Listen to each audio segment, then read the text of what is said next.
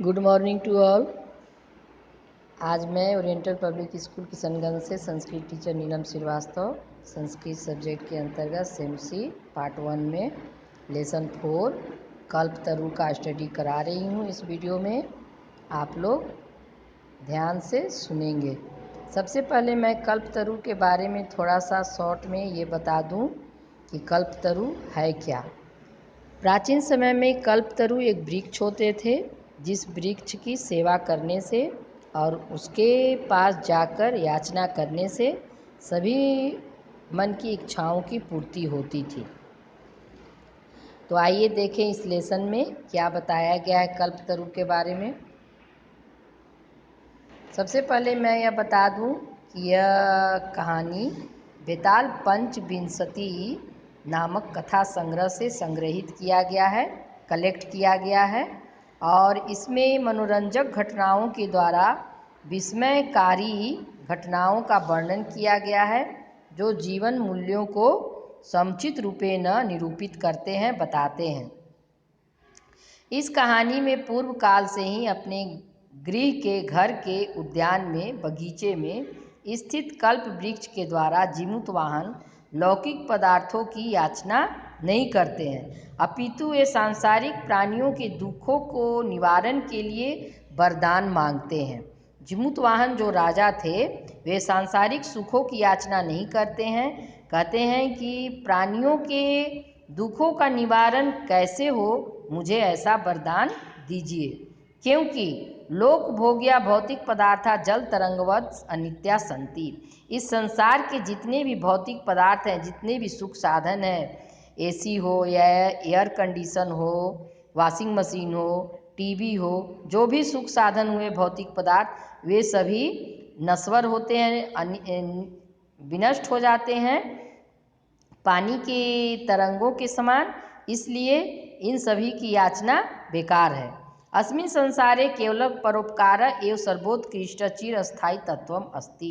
इस संसार में केवल परोपकार ही, दूसरे की भलाई ही एक सर्वोत्कृष्ट, सबसे उत्तम और चिरस्थायी हमेशा रहने वाला तत्व है, जिससे लोगों का परोपकार होता है। तो आइए देखें लेसन में अब क्या बोला जा रहा है। अस्ति हिमवान नाम सर्वरत्न भूमि नगेंद्र, है हिमवान नाम के सभी पर्वतों का राजा। तस् सानो ऊपरी विभाति कंचनपुर नाम नगरम, उसके ऊपर सुशोभित है कंचनपुर नाम का शहर। तत्र जीमूत केतु इति श्रीमान विद्याधरपति वती अस्म, वहाँ जीमूत केतु श्रीमान विद्याधरपति रहते थे। तस् गृहोद्याने कुल क्रमागत कल्पतरु स्थित, उनके घर के उद्यान में कुल क्रमागत मतलब पूर्वजों के द्वारा अर्जित कल्पतरु नाम का वृक्ष था।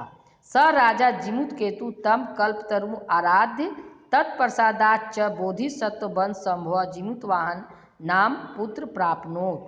वह कल्पतरु की आराधना से और उसके प्रसादात मतलब आशीर्वाद से, एक प्रसाद का मतलब होता है महल और प्रासादात का मतलब होता है आशीर्वाद।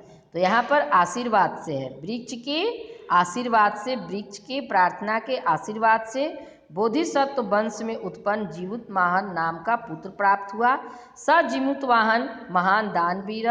बोधिसत्व मैं बता दूं, 1 मिनट इसमें। बोधिसत्व गौतम बुद्ध के वंशज से संभव उत्पन्न। जीमूत वाहन महान दानवीर, वह जीमूत वाहन बहुत बड़े दानी थे और सर्वभूतानुकंपी च अभवत, सभी जीवों के ऊपर, सभी प्राणियों के ऊपर दया करने वाले थे, सभी के ऊपर करुणा बरसाते थे। तस् गुणे प्रसन्न स्वचिर प्रेरित राजा कालेन सांप्रप्तमेवं तयो राजे अभिषिक्तवान, अपने गुणों के द्वारा प्रसन्न होकर और वंश परंपरा के द्वारा समय पर वे युवराज बने और उन्हें युवराज पद सुशोभित किया गया।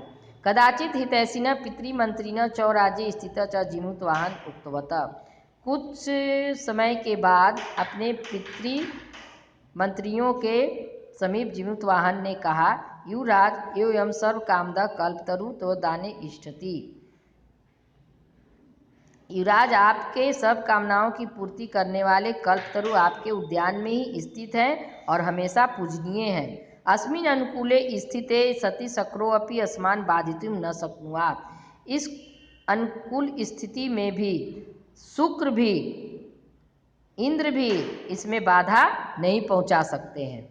एतत् आकर्ण जिमुतवाहन अचिंत्यत। यह सुनकर जिमुतवाहन सोचने लगे, अहो ईदृशम अमरपादपम प्राप्यपि पूर्वे पूर्व से अस्माकं तादृशम फलम किमपि न प्राप्तम। ऐसा अमर पौधा अमृत प्राप्ति वाले कल्पतरु को पाकर क्या भी कुछ भी नहीं प्राप्त किया जा सकता है। किंतु केवलम कचिदेव कृपणे कश्चित अप अर्थी अर्थिना। किंतु केवल कुछ कंजूस लोग ही इसके द्वारा अर्चना करते हैं, मांगते हैं। अर्थिता तदा हम अस्मात् कल्पतरे अभीष्ट साधयामि। इसके द्वारा कल्पतरु सभी इच्छाओं की पूर्ति करता है। एवं आलोच स पितु अंतिकम आगच्छत। ऐसा सोचकर वह पितु अंतिकम मीन्स समीप में, वह पिता के पास आया। आगत स सुखमा असीन पितरम एकांते निवेदत। आगत आ उपसर्ग गम धातु लय प्रत्यय च मीन्स और, च अव्यय है, च मीन्स और। आकर और वह सुख से आसन पर विराजमान अपने पिता से निवेदन करता है, प्रार्थना करता है। त्वं तु जानासि एव अस्मिन् संसार सागरे अशरीरम इदम सर्वं धनम विच्युत चंचलम।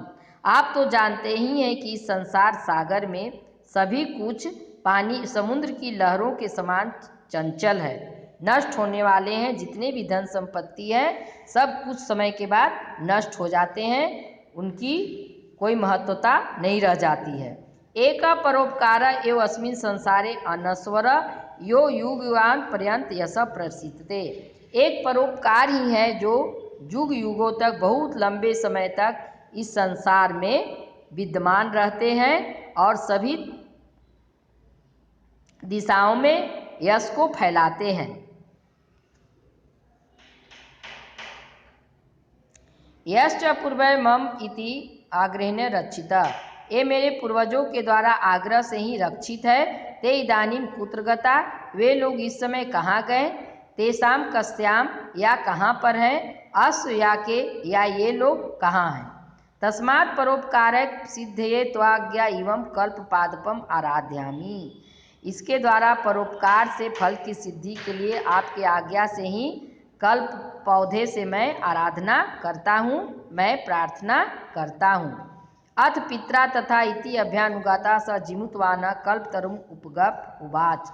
इस प्रकार पिता के द्वारा आज्ञा मानकर वह कल्पतरु के समीप चला गया और बोलता है, देव तोया अस्याम पूर्देश अभीष्टा कामा पूरिता। हे देव, आपके द्वारा ये अभीष्ट कामना की पूर्ति, ये मेरे मनोकामना की पूर्ति करते हैं। तस्मात् मैं के काम पूर्य, उनके द्वारा ही यह कामना पूरित होंगे। यथा पृथ्वीम अदरिद्राम पश्यामि। जैसे कि पृथ्वी पर कोई भी दरिद्र नहीं रह जाए। तथा करोतु देव एवादिनी जीवितवाहने त्यक्त ऐसा ऐसो हम यातो अस्मि। इस प्रकार से उन्होंने कहा। वहाँ पर क्षणेन स कल्पतरु दिव समीपम भूमि तथा वसुनी अवर्षत। क्षण में ही कल्पतरु के समीप ढेर सारे भूमि पर धन की वर्षा होने लगी। न कोअपि दुर्गता आसीत। इससे किसी की भी कोई निर्धन नहीं रहे। तथा तथा जिमुतवाहन सर्वनुकंपाया सर्वथा जसा प्रथितम। इस प्रकार जिमुतवाहन सभी जीवों के ऊपर दया करने वाले हुए और सभी दिशाओं में उनकी यश की प्रशस्ति फैल गई। तो बच्चों, इस कहानी के द्वारा, इस लेसन के द्वारा सभी प्राणियों को यह शिक्षा मिलती है कि संसार में धन संपत्ति भौतिक पदार्थ कुछ भी महत्व नहीं रखते हैं। केवल परोपकार, दूसरे की भलाई ही एक ऐसा है जो कि सभी दिशाओं में युग युगों तक याद रखे जाते हैं। और दूसरे की भलाई हमेशा, परोपकार की भावना हमेशा निस्वार्थ भाव से करनी चाहिए।